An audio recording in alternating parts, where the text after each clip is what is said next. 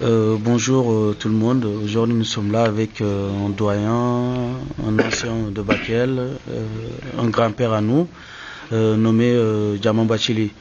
Nous avons jugé de faire une interview de ce personnage parce qu'à mon avis c'est un personnage historique de Bakel. Il connaît l'histoire de Bakel et l'histoire des Soninké. Donc là je vais demander d'abord à M. Bachili de se présenter. Grand-père, qui est Diamant Bachili? Eh bien, Diamant Bachili, c'est le fils de Ibrahima Diamant Bachili, ancien instituteur qui a servi dans le Soudan français, qui est rentré au pays en 1943 pendant la guerre et qui est décédé à Tiabou en 1947, après être passé comme chef de canton du Goué inférieur. Bon, donc ma mère, elle est de Ségou. C'est pourquoi d'ailleurs nous sommes nés là-bas et nous sommes rentrés assez tard. Alors, Diamant Bachili, on me connaît surtout sous le surnom de Papa Bachili à Tiabou. Si vous dites Diamant Bachili, on vous présentera mon cousin Diamant Djiremouna. Moi, on m'appelle là-bas Papa Maloulou. Maloulou étant le surnom de mon père Ibrahim. Alors donc je suis né en 1929, précisément le 2 janvier 1929. Alors le 2 janvier prochain, si Dieu me donne longue vie, je vais faire même mes 80 ans. Le 2 janvier prochain, Inch'Allah, si je vis jusqu'à là. Alors je suis né donc à Ségou, j'y ai fait mes études avec mes parents et je suis rentré, comme je l'ai dit, en 1943 à Bakel. Bon, mon père ayant été affecté à l'école de Pout, j'ai fait les cours en 1944 à l'école urbaine de Thiès. Et alors, quand mon père est rentré pour la chefferie, en 44-45, j'ai fait le CM2 donc, et j'ai eu le certificat d'études et l'entrée en 6e, précisément l'entrée à l'école des fils de chef, parce que l'école Blanchot était en même temps une école primaire supérieure et l'école des fils de chef. Les cours étaient les mêmes, sauf que les fils de chef apprenaient à part l'arabe. Et qu'en 3e année, en 4e année, ils faisaient l'administration, pour être des secrétaires de l'administration, des secrétaires de chef de canton. Bon, alors, donc, quand je suis arrivé en 3e année à l'école Blanchot, j'ai fait le concours d'entrée à l'école normale, comme tous les autres, et je suis entré à l'école normale Villeneuve-Ponty, où je suis resté 3 ans. Je suis sorti de Ponty en 1951, puis alors j'ai fait successivement les écoles de Saldé, qu'on appelle Tébougout, puis j'ai été dans l'armée un an à Saint-Louis, à Dakar-Bango, puis j'ai fait l'école du Nord à Saint-Louis, l'école de Podor, l'école de Dagana où j'ai fait 7 ans, l'école de Wagouniaï 2 où j'ai fait 2 ans, puis les parents de Bakel sont venus me chercher en 1963, me demandant de venir aider à redresser l'école. Alors je suis venu en 1963 et de 63 à 88, j'ai servi comme directeur d'école à Bakel pendant 25 ans. C'était ça mon cursus, en tout cas administratif en tout cas. Okay. Merci beaucoup de la présentation. Vous avez entendu le nom de famille Bachili. Qui entend Bachili pense soit à Tiabou ou à Arundu. L'histoire de Bachili est liée à l'histoire des Soninké dans la contrée d'où nous sommes actuellement. Et moi, ma question est comment M. Bachili est devenu Bakelois, sachant que Bachili rime avec Tiabou. Ça vraiment c'est une très bonne question et là vraiment vous m'enlevez une grosse épine du pied parce que ça intrigue plus d'un et surtout les parents. Certains se sont offusqués et à un certain moment l'incompréhension a résidé entre nous. Ce n'est qu'après le calme, le brouillard s'est dissipé et que donc le calme est revenu. Bon, l'explication elle est simple. En 1947, lorsque mon père est décédé, précisément le jeudi 26 juin 1947 à Tiabou. Bon, moi j'étais en 2e année à l'école primaire supérieure. Je n'ai fait qu'un an Blanchot pour aller à Ponty. C'est donc que je n'avais pas de fonction. Et que le plus jeune de la famille, Muntaka Bachili, qui est à la retraite actuellement, et qui était né en 1943, il n'avait que 4 ans. Son aîné Sili n'avait que 6 ans. Les autres sœurs n'étaient pas mariées, mes petites sœurs. Alors, et c'était la période de la guerre. En 1945, c'est mon père qui a prononcé au fort de Bakel le discours d'usage qui fêtait la victoire des Alliés sur les Allemands. Alors, donc, en cette période de pénurie, il n'y avait pas d'habillement, il n'y avait pas de nourriture. Alors, ma mère a été obligée de retourner chez elle avec les enfants pour s'occuper d'eux en attendant qu'ils ne grandissent. Alors, entre-temps, moi, j'ai continué mes études. Et quand je suis sorti de l'école normale, je suis allé chercher mes jeunes frères que je suis venu mettre à l'école. J'étais devenu soutien de famille depuis les premiers moments de... J'étais soutien depuis ces instants-là, depuis que j'étais célibataire. Alors, ces enfants ont grandi, ils ont fait des études, ils se sont mariés, ils ont eu leurs enfants. Alors, ça a continué la vie familiale. J'ai continué d'être donc ce soutien-là. Alors, également à Tiabou, où j'allais tout le temps passer les vacances, il y a un chauffeur qui est décédé, Bakar Sek, que Dieu ait pitié de son âme, il pourrait être mon témoin. Chaque fois, c'est son car rapide que je prenais, on mettait tout là-dessus, les lits et tout, plein de ravitaillement, et on allait à Tiabou. En ce moment, mon père n'y étant plus, mon oncle Djermouna étant décédé, il n'y avait que les femmes à la maison, parce que les cousins étaient eux partis. Gaï Batili se trouvait à Dakar, Diamant Batili était d'abord au Mali, puis il est allé en France. Wali était tout jeune et il était avec moi à la maison pour l'écriture des chants. On cultivait et je revenais. Voilà, donc par la suite maintenant, avec les charges et la vie devenant beaucoup plus chère, alors naturellement, j'étais dans l'impasse, je n'ai pas pu aller reprendre à la maison. Jusqu'à présent, vous avez l'emplacement qui avait été construit par mon père à Tiabou. L'emplacement est là-bas, moi je n'ai pas pu le refaire. Alors, et la charge que j'avais ne me permettait pas d'aller subvenir aux besoins de la famille et construire en même temps. Alors qu'est-ce que j'ai été obligé de faire? De demander cette parcelle-là à la mairie de Bakel. Et alors, je me suis mis à construire petit à petit, tout en m'endettant. Bon, après maintenant, je vais lever une petite équivoque, parce que des gens sont dans le doute. Je ne sais pas, est-ce que c'est la peine? Ce n'est pas la peine, parce que ça, ce serait une indiscrétion. Je ne sais pas. Vraiment, comment je vais dire ça, en guise de reconnaissance, tous mes anciens élèves s'étaient réunis et pendant des années ils se sont cotisés pour essayer de préparer mon départ à la retraite. Alors, 2 personnes m'ont dit: Monsieur Bathily, vous n'aurez pas de problème pour construire quand vous irez à la retraite. Parce que des gens, ce qu'on prépare pour vous est extraordinaire. Maintenant, je vais être discret sur les sommes. Mais lorsque la cérémonie a été faite, Boubacar Sidi Saro, qui est un de mes anciens élèves de Diawara, qui est également un de mes adjoints, il est venu servir sous mes ordres pour apprendre comment j'enseignais. Et puis après, qui est un cousin, parce que nos arrière-grands-parents ont même père et même mère. Ma grand-mère, Nyumandiaï Kaba, vient de leur maison. Alors donc, celui qui était le trésorier. Il y avait donc des choses qui se passaient entre nous, lui Boubacar Saro. Il sait, lorsque l'inspecteur a prononcé le discours et qu'il lui a remis une enveloppe dans laquelle les gens pensaient qu'il y avait peut-être des millions, alors il sait ce qu'il m'a remis. À ce moment, j'étais en location chez les Fofana. La maison n'était pas prête. Il sait ce qu'il m'a remis. Il n'est pas mort. Et moi, je suis vivant. C'est lui qui le dira, et moi, je ne le dirai jamais. Parce que je reconnais la peine que les gens se sont donnés pour se priver et rassembler de l'argent. Voilà. Des cadeaux, ils m'en ont donné à foison. Il y avait beaucoup de cadeaux que j'ai reçus. Des habits se pliant en fin partie. Vous savez que l'islam m'intéressait. Ils m'ont donné des documents, de grands documents concernant l'islam, de théologie, chapelet, beaucoup de, enfin tous les présents qu'il faut. Voilà, ils ont agi en quelque sorte à l'européenne, mais pas à l'africaine. Voilà donc pourquoi j'ai été donc obligé de rester là, ne pouvant pas aller assurer la construction à la maison et continuant d'être perpétuellement endetté. C'est par la suite d'ailleurs que Dieu aidant, les prières aidant également, et les parents aidant, qu'on a pu m'éponger toutes ces dettes-là pour m'emmener à la Mecque en 2003.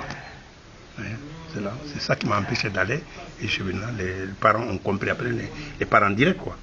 Ceux qui sont lointains ne le comprennent pas jusqu'à présent. Ils se posent la question. Donc c'est à cause des difficultés que je n'ai pas pu aller là-bas. Je ne le cache pas, parce que le prophète est mort pauvre. Oui. C'est le meilleur des créatures. Hein? Et beaucoup de gens, de bonnes personnes sont partis. La plupart des bonnes personnes s'en vont sans rien du tout naturellement. La dignité humaine, c'est ce qui importe. C'est ça. Donc votre histoire est un peu liée à l'histoire de Bakel. Là, je vais vous poser une question apparemment un peu vague, mais vous nous direz tout ce que vous savez, l'essentiel de ce que vous inspire Bakel. Quand on parle de Bakel à M. Bathily, qu'est-ce que cela vous inspire? Bon, cela m'inspire beaucoup de choses. D'abord, je sais que je dois tout à Bakel pour l'homme. Il y a un petit tremplin seulement. Lorsque je suis parti du Soudan français, maintenant on dit le Mali, que je suis arrivé, il y a eu un tremplin à l'école urbaine de Thiès où M. Doudou Ngom, ça, je souhaite qu'il m'entende. Il m'a sauvé, c'est lui qui a suscité en moi le goût des études. Alors, ce petit tremplin d'un an, je l'ai eu là-bas, et puis quand je suis venu, c'est fini. Cela a continué. Alors donc, mon vrai départ, c'était à Bakel ici. J'ai fait mon CM2 de manière très brillante, et mon nom est resté dans toutes les bouches des grandes personnes. Quand je suis allé à l'EPS Blanchot et à l'école de fils de chef, je suis parti avec la même fougue. Je me rappelle, lorsque la distribution des prix s'est faite en 1948 et qu'on m'appelait au lycée fédéral pour venir prendre tel prix de maths, tel prix de français, tel prix de ceci et de cela. Bon, je revenais, avant de déposer le livre, on m'appelait et je retournais encore. Alors, donc, quand on rentrait à l'école Blanchot avec les cadeaux, les élèves se sont partagés là, et Boubou Bathily, dont je vous ai parlé hier, il a dit non. Si vous faites ça, les gens vont croire que ces prix vous appartiennent. C'est lourd, mais tant pis. C'est lui qui les a travaillés, c'est lui qui les portera. Jusqu'à présent, j'admire Boubou pour son bon cœur. Bathily comme moi, il a pensé plutôt que c'était une fierté que de me laisser prendre ces livres-là. Quand j'étais fatigué, vraiment, j'ai dit, bon, aidez-moi. Parce qu'il y avait des encyclopédies, il y avait toutes sortes de livres. C'était lourd, c'était plus de 10 kilos. Alors donc, je dois tout à Bakel, parce que ça m'a lancé, et quand je suis parti, j'ai continué de venir. Et alors, surtout maintenant, pendant les 25 ans que j'ai passé à la direction de l'école, là maintenant, tout s'est lié entre les élèves et moi, entre les parents d'élèves et moi, et jusqu'à présent. Quand un étranger vient et qu'il dit, je vais au garage, du garage, il dit, je vais chez Diamant Bathily, on ne fait que lui indiquer le chemin, passe par tel chemin et continue de poser la question. C'est dire que donc ça avait été adopté par tout le monde et que ça, c'est la meilleure des récompenses. Ça vaut plus que les milliards. La reconnaissance des élèves, la reconnaissance des parents, ça vaut plus que des milliards. Et surtout quand je suis venu ici à Grimpalais, non loin de l'école, que j'ai continué à recevoir les élèves de l'élémentaire, les élèves de l'enseignement moyen, qui venaient pour des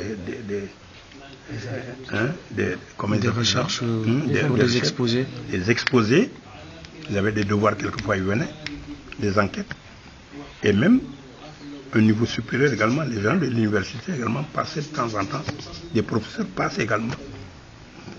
Ce n'est pas que je sache quelque chose, que je sois historien, mais je vous ai dit, j'ai eu cette habitude-là, de la recherche depuis le CE1. Un professeur d'université qui est à Gaston Berger, Gouramboy, est passé il y a quelques jours ici, me dit bonjour, pendant que ces autres, ils étaient en mission. Les autres sont allés à Gouré pour se promener. Lui, il a préféré venir me voir. Il lui disait à ses élèves, il était à l'INSEP, à Dakar, et il formait des inspecteurs d'éducation sportive. Alors, quand je suis venu, il m'a dit,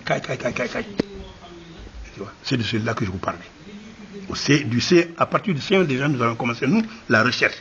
ce que je suis en train de vous faire faire, ça, je l'ai commencé au CE1. Effectivement, j'avais moi aussi des aînés. Je m'étais abonné à des livres, à des revues. Et alors, mes enfants correspondent avec ceux de France.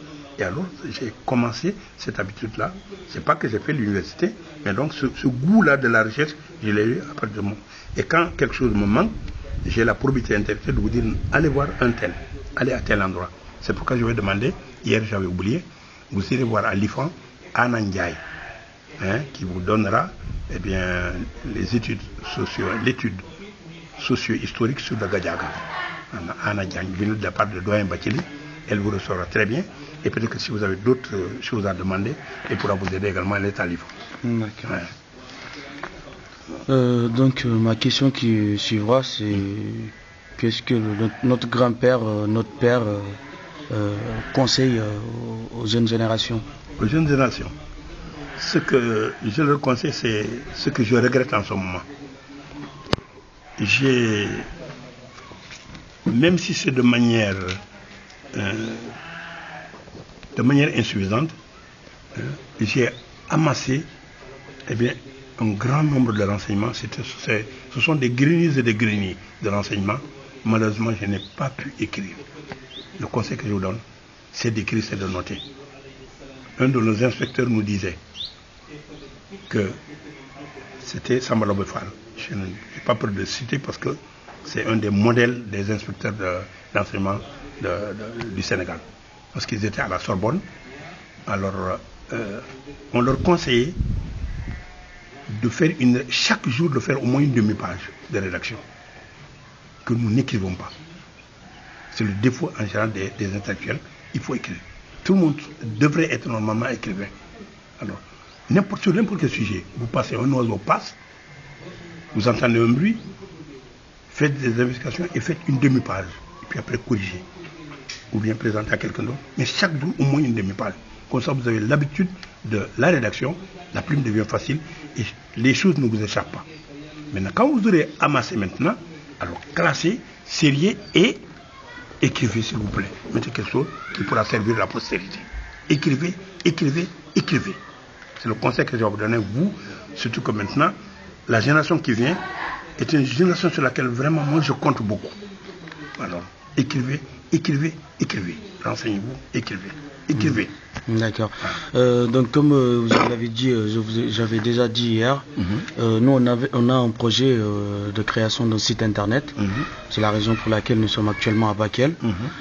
Bon, vous faites partie de la vieille génération, donc tout ce qui est nouvelle technologie, vous n'avez pas eu la chance de connaître. Selon vous, qu'est-ce que cela peut apporter de plus pour le département de Bakel, un site internet? Ça va déjà. Il y a des gens qui ont déjà porté quelque chose là-bas. Je vous ai parlé d'étudiants qui venaient nous voir, de journalistes qui venaient nous voir, de professeurs qui venaient nous voir. Alors ces professeurs-là, certains d'entre eux ont déjà mis quelque chose. Parce que un cousin m'a téléphoné et m'a dit, tiens, j'ai regardé Internet et j'ai vu ton nom là à Bakel. J'ai dit, oui, les gens passent souvent me voir. Ce sont eux qui ont dû insérer cela dans Internet. Alors, ce que vous faites là, vous, vraiment, je ne sais pas comment louer cela. Je ne fais que vous féliciter et vous demander vraiment de continuer cela et pour que seulement que la moisson soit féconde. Voilà, que ce ne soit pas seulement Diamant-Bathily, que ce soit d'autres que vous voulez. Alors, quand vous aurez le temps, passez à Kies. Vous voyez Demba Bathily, que j'ai oublié de citer hier. Alors, c'est un monument. Demba Bathily a été avant nous à Blanchot. Et alors, il a été ingénieur de l'élevage. Et puis après, il a fait l'ENAM et il est sorti comme administrateur civil. C'était en ce moment dans l'ENAS. Et c'est quelqu'un qui donnait des cours, en fin de compte, à l'ENAM, puis à l'ENAS. Au départ, à l'ENAS, je veux dire, et à l'ENAM. Il est malade, il est là-bas, mais il est comme moi. Moi, je ne sors pas, lui non plus ne sort pas. Mais quand vous nous entendez parler, vous penserez que nous sommes des jeunes gens de 20 ans ou de 30 ans. C'est clair. Alors, il pourra vous aider énormément. C'est un monument, il a tout lu. D'accord. Voilà. Actuellement, nous tendons vers la fin de cette interview. Nous étions avec notre grand-père, un doyen, un historien de Bakel. De la part de tous mes promotionnaires, tous mes amis, toute ma génération, je souhaite longue vie à M. Bathily. Merci bien. Merci. Que Dieu lui accorde une santé de fer. Qu'on reparte et que l'on revienne pour savourer les éléments qu'on verra sur le site internet. Merci. Et nous demandons aussi des prières pour que nos œuvres puissent parvenir à leur fin. Merci bien. Voilà, que Dieu exauce ses vœux. Merci. Merci bien.